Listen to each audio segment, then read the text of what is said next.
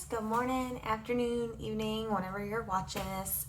Today we're doing part 2, maybe even part 3 of the analyzing data.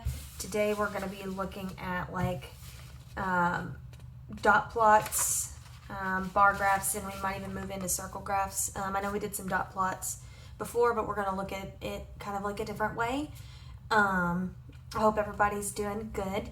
We're doing good. I don't know if you could tell, but I got me some pink hair. Let me know, and if you want to know what kind I use, because it's like cruelty free or whatever. And I did Cheyenne's hair with it too. It's actually pretty cool. It was purple and that faded to pink, but the purple did not stay, if you can look. Anyway, well, let's get started. Okay guys, so we're going to be talking about dot plots.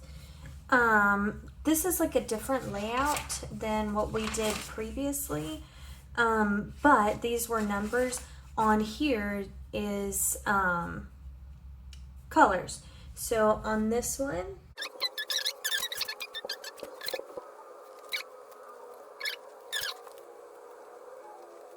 okay. So with these, you could be asked probability questions. So that's what we're going to be doing. We're going to be asking probability questions. Okay. And randomly selecting blue as the favorite color. That, with probability, remember it's part over whole. All right, so we're looking for blue. So that's the part we're looking for. And whole out of all of the colors or all of the dots together. All right, so on blue there is 7. Out of all, well, 7 plus 1 plus 2, 6 and 4. 4 and 6 is 10. 7, 8, 9, 10. 10 plus 10 is 20. So 7/20. Since 7 is a prime number, meaning that only 1 and itself can go into it, and it doesn't evenly go into 20, that means 7/20 is your is the probability of selecting blue as a favorite color. If you wanted to change it into a decimal, you could do 7 divided by 20, 7 in the box divided by 20, or you can set it equal to percent over 100. 20 times 5 is 100, so 7 times 5 would be your answer, which would be 35%. If you're changing that to a decimal, move it, that'd be 0.35. I think changing it to a percent and then a percent into a decimal is probably going to be the easiest. Okay, now we're going to look at, we're going to use the same dot plot, but we're going to ask a different question. There's the word then. So selecting blue is your favorite color, that's one event. Selecting a pink and then a yellow is 2 events. Anytime there's the word then with probability, that means there's more than one event. So we're going to find the probability of selecting pink, probability of selecting yellow, and then we're going to multiply them. So pink overall, just same as this over here. And then over here we're going to do yellow overall. Well, pink was 2 out of, and we've already added them up, there's 20. So 2 out of 20, and then yellow, ooh, no, I messed that up. It's 6, pink is 6. Sorry, I got it mixed up, my bad. Pink is 6 out of 20, yellow is 2 out of 20. Sorry about that. All right, so once you find those, you're gonna multiply them. Now, the bottom number is an even number, the top number is an even number. So we're gonna simplify those by 2, just because they're even numbers, and it's gonna make it easier at the end, so we don't have to simplify at the end.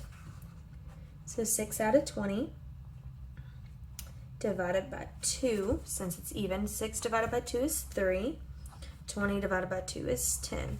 So the probability of selecting pink is 3/10. Yellow 2 out of 20, we're going to divide that by 2 on both sides. 2 divided by 2 is 1. 20 divided by 2 is 10. All right, so when you're dealing with probability and there's more than one event, 2 events, 3 events, 4 events, however many events, you're going to take the probability of each one and then you're going to multiply. So pink times yellow. So 3/10 times 1/10. And when you multiply fractions, you just multiply straight across. So 3 times 1 is 3. 10 times 10 is 100. So the probability of selecting a pink first and then a yellow is 3/100, or equals percent over 100. Well, if you want to change that to a percent, it's already over 100, so that's 3%, or move it, 0.03 as a decimal. All right, we're gonna go to the next page. Okay guys, so we're gonna use this question for this dot plot. So you'll see me switching back and forth. So the question is, if I randomly selected a color 60 times, how many times should I expect or predict to draw a red? Okay, so with that, I'm gonna draw my know and don't know. And if you don't, if you're watching this and you're not in my class, you don't know what that is, it's just a tic-tac-toe. These are our units, the things that we're comparing. This is what we know. This is what we don't know. I typically abbreviate it with U, K, and DK.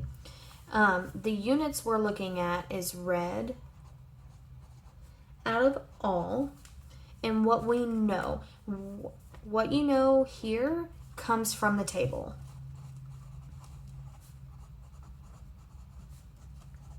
Not the table, the dot plot. Sorry. All right, what you know comes from the dot plot. So we know on this dot plot, there are 4 red. So we know there are 4 red. Now, on this don't know, that's gonna be the red. On anything in this row is gonna be red. Anything in this row is gonna be the total, or all. So from the dot plot, we know that the total was 20 because we've already did the math there. So 20. Now we've got to ask ourselves, what is it asking? If I randomly selected a color 60 times, how many times should I expect to draw a red? So we're looking for red. So we're looking for this spot right here. All right, but we know the total times I'm randomly selecting a color is 60. So I'm gonna put 60 here. From that, you've got a proportion that's the same as 4 over 20 equals blank over 60. You can either cross multiply 4 times 60 and then divide by 20. So cross multiply, divide by the lonely guy. Or you can say 20 times what gives me 60. Whatever that is times 4 would give me the right answer. If you want, go ahead and pause this video and you can try and work it out on your own. Okay, so now that you've had time to work it out on your own, I'm gonna go through it. All right, I'm gonna take off these zeros. So I've got a 2 and a 6. 2 times 3 is 6. So 20 times 3 is 60. What you do at the bottom, you have to do at the top. So 4 times 3 is 12. Your answer is 12. Your answer is not 12 over 60 because it asks how many times, not what is the probability. So it says how many times should you expect to draw red? Should expect to draw red 12 times.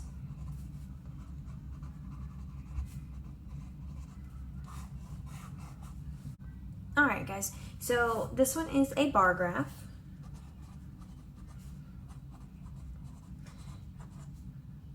All right, and these, this is a vote for a class president.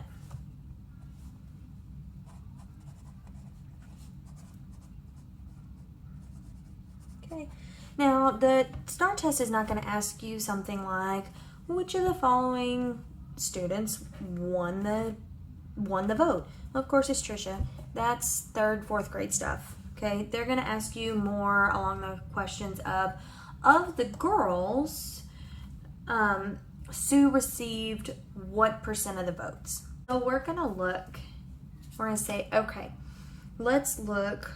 Sue received, of the girls, Sue received what percent of the votes?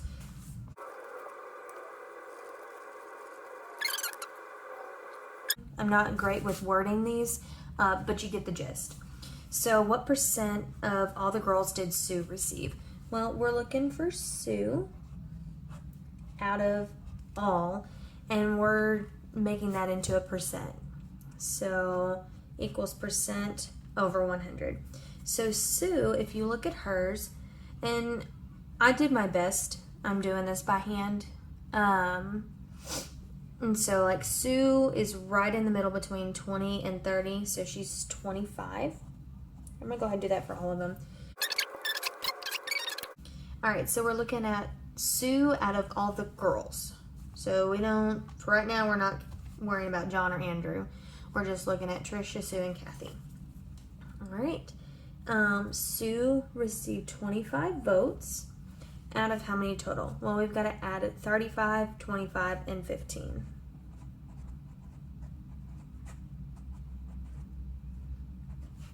I added 75, 15, 3, 4, 5. Yep, 75. Okay, and we're gonna put that equals percent over 100. Now, if you're good with simplifying, you would know that these can be simplified by 25. Well, 25 will go into 25 once, and 25 will go into 75 3 times. Think of money. 1/4 out of 3. And 1 out of 3 is 1/3, which is 33.3 repeated percent. All right. Pretty easy, pretty simple. All right. Now, if we're going to ask one more question. If this is just a sample, if this is just a random sample of 100 students, okay? So let's say we randomly surveyed 100 students, and this is what we got. And then a random survey basically just says, okay, based on this little small survey, we estimate that this is what we're going to get from everybody. So we're going to take this and we're going to answer one more question.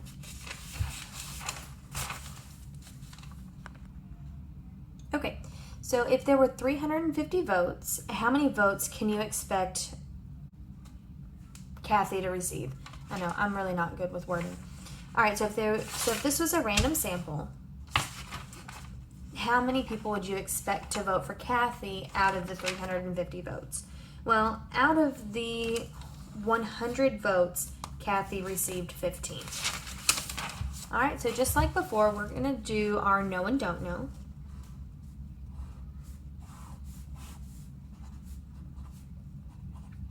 Okay, Kathy, out of all, so she had received 15 votes out of all of this sample. So 20 plus 5, 35, 25, and 15. Well, these three added up was 75 plus 20 and 5 is 100. All right, out of all was 100. Now it says if there were 350 total votes. Well, you'd put the 350 down at the bottom, not at the top. All right, and then cross multiply, divide by the lonely guy.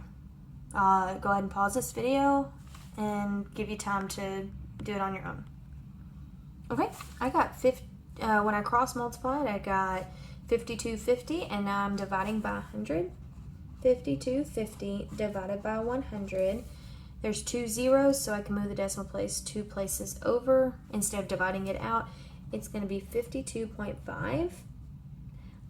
But you're going to estimate because how many could you expect? Well, it's not an exact number. It'll be somewhere around that. So I would say anywhere in between 50 to 55 votes, just because that's right kind of in between 50 and 55. The answer choices were something like 75, 200, 51, and 13. I would go with 51. All right, guys. This is the end of this video. All right. Just remember that this is your video for this whole week. So you do the video, you do the quizzes, and then make sure you submit your Google form. This is going to be sent out Monday or Sunday night, and it's going to be due this Saturday. All right. Let me know if you have any questions. I'll talk to you later. Bye.